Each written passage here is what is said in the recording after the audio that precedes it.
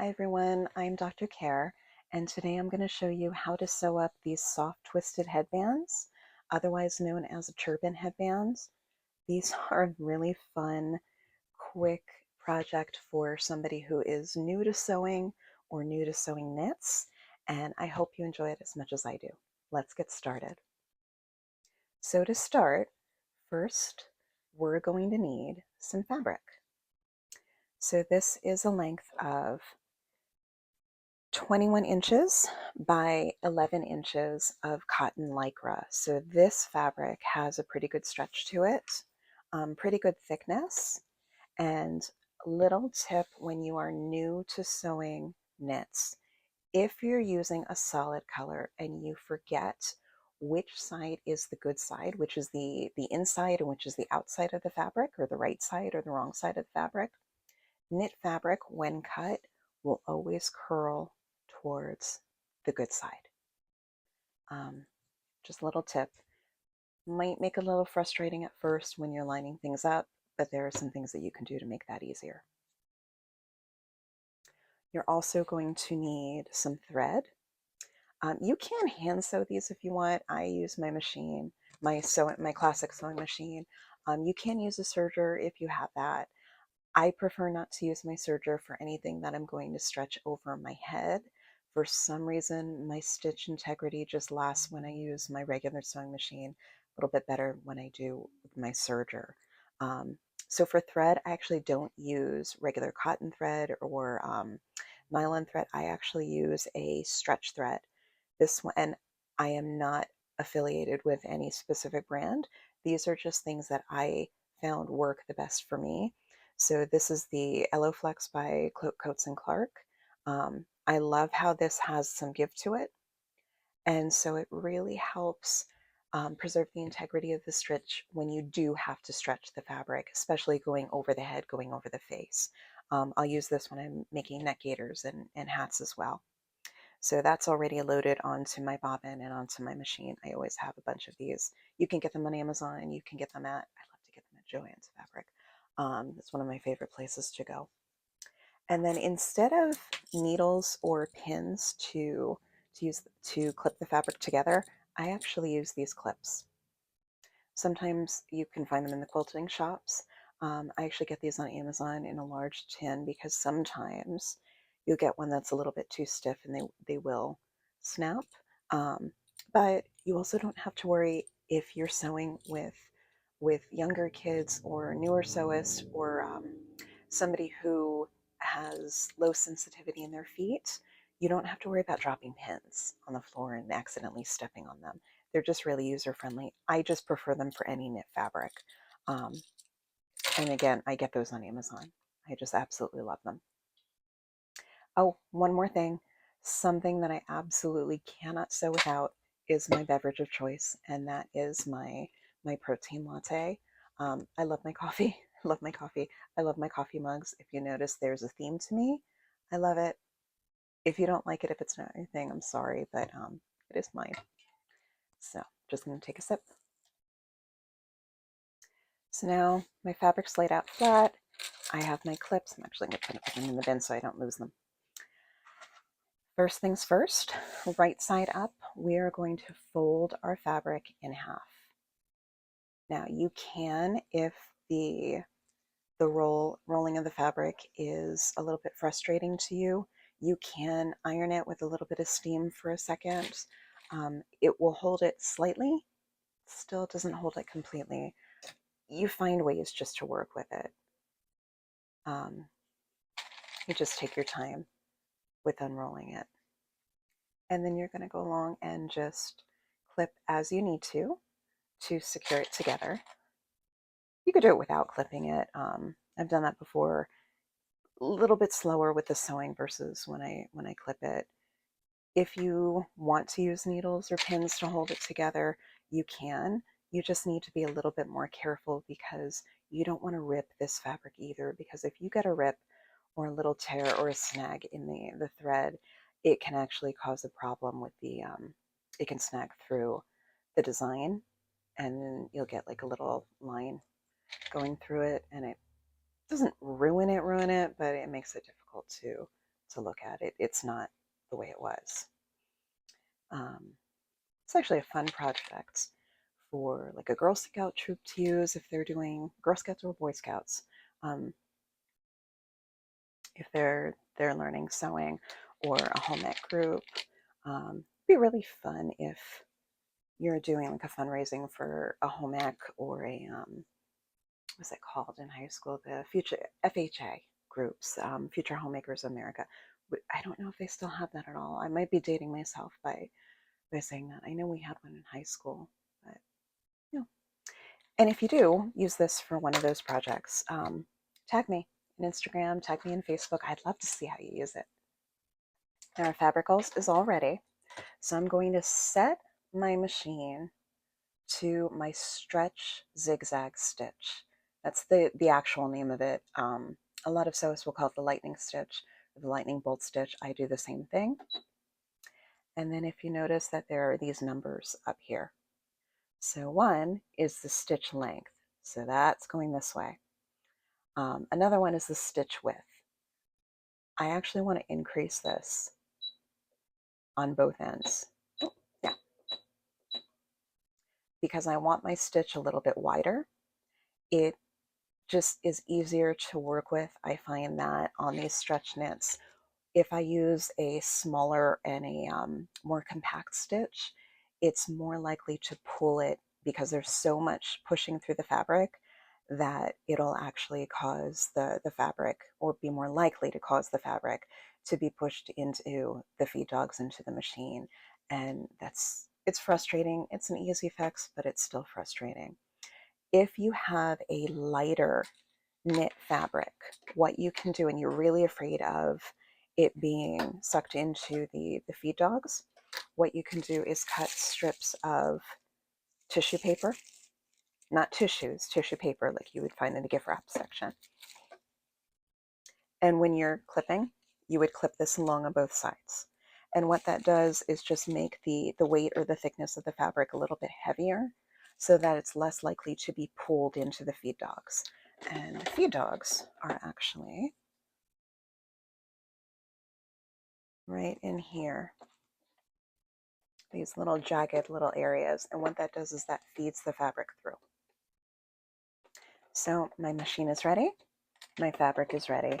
I'm actually going to start this a little bit further up because I don't want it to be sucked into the feed dogs. I'm using a 1/4 inch seam allowance. My presser foot is down, and we'll go ahead and get started.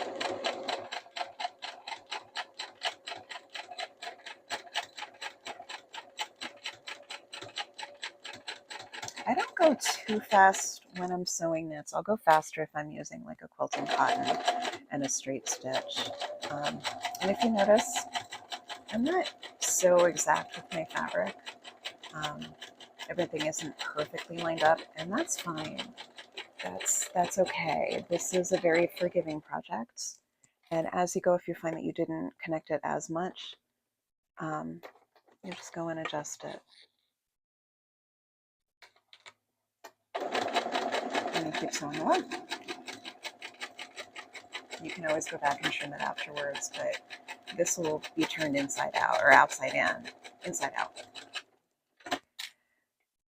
And then that part will be hidden anyway.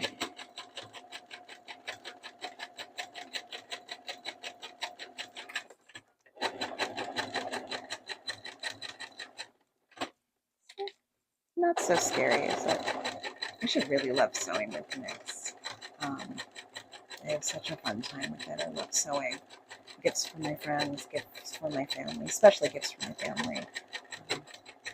Anytime I make a shirt for a family member, I actually call them wearable hugs.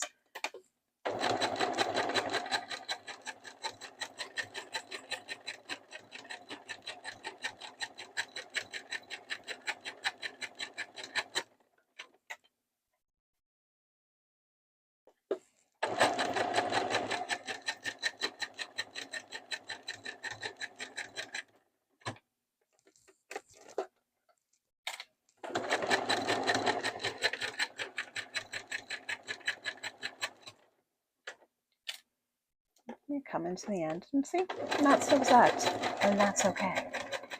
Nobody's gonna know.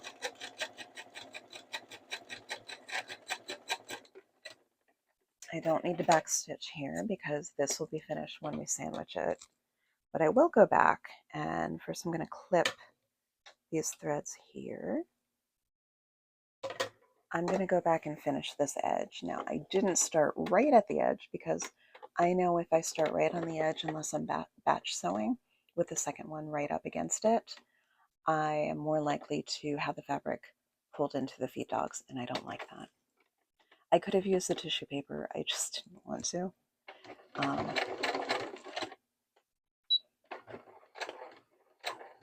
Just reverse to lock the stitch.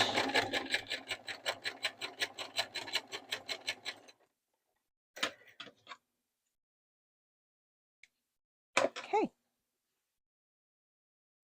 So now we have our tube, and we're going to turn this right side out.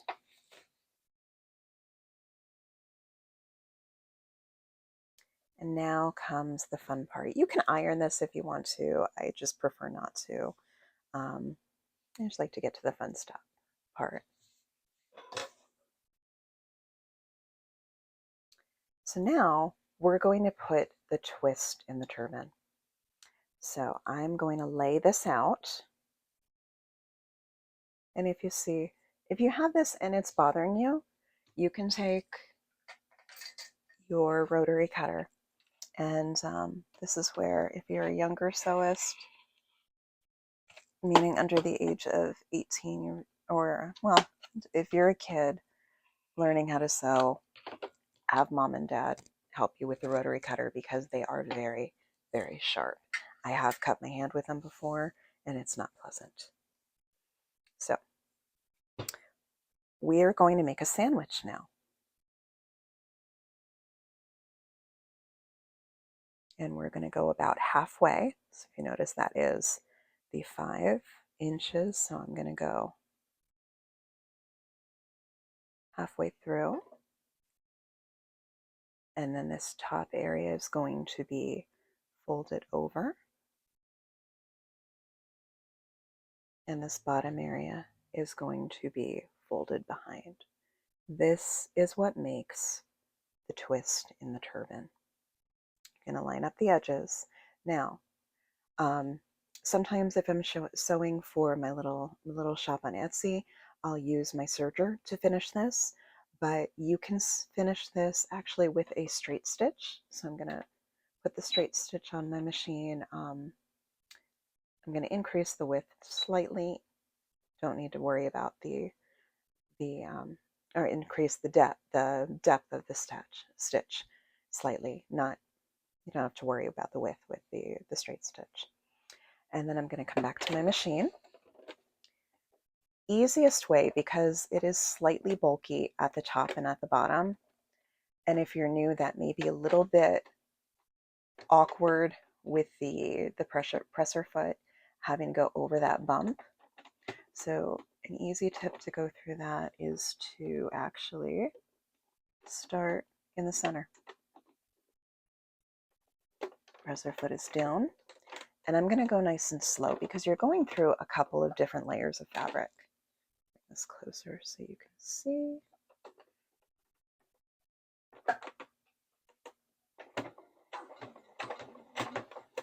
Little back stitch to lock the stitch.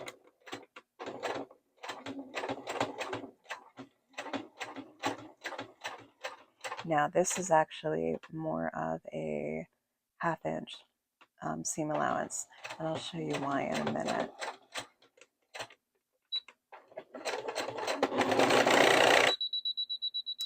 Sometimes that'll happen. What happened here was I hit the seam.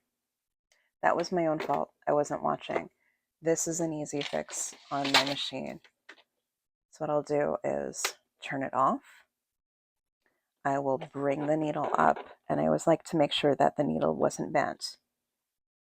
I'll turn my machine back on, reset the stitch the way that I want it, and I'll bring it back slightly so I can finish that out.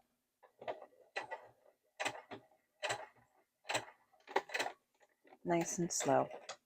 Pull it out, clip the edges. And now we're going to flip it the other way. And we're going to finish that seam.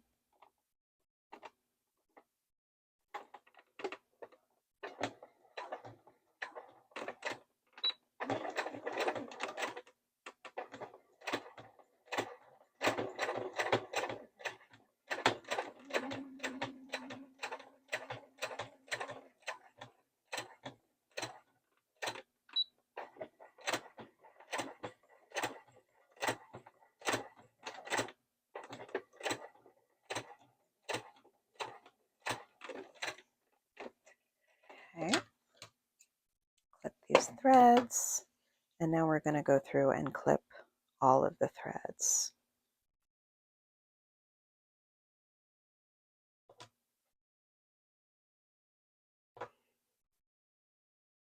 Another reason to keep the lid on your coffee. You're using a travel mug because I have put threads in my coffee, I have put clips in my coffee, and I don't like to waste my coffee. So I don't want this to be so bulky. So I'm going to go and just clip it down a little bit. You can use your rotary cutter if you want, but my fabric scissors are perfect for it. And then I'm going to go right in and put a little bit of an angle to this and to the corner. Let me move my machine back. Now we are ready to twist it out. So we're going to flip it.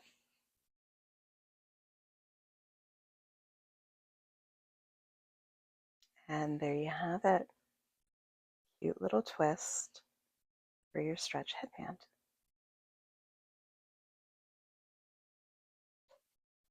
So I hope I inspired you to try your first project with knit if you're new to it. If you're afraid, I've been where you are. All of us sewists have been where you are if you're new to sewing. Don't be afraid. It's fun to play with it. Fabric is wonderful. Sewing is wonderful. And there's always that little bit of, it feels special when you make something for yourself or for somebody else. You're taking your time to do that. It's fun. It's creative.